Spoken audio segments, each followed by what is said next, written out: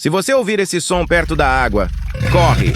Esse barulho estranho, meio rosnado, meio trovão, não é um monstro nem um motor quebrado.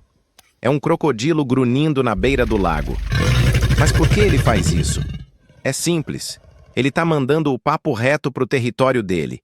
Esse som grave serve para mostrar quem manda na área. Tipo aqui é meu pedaço.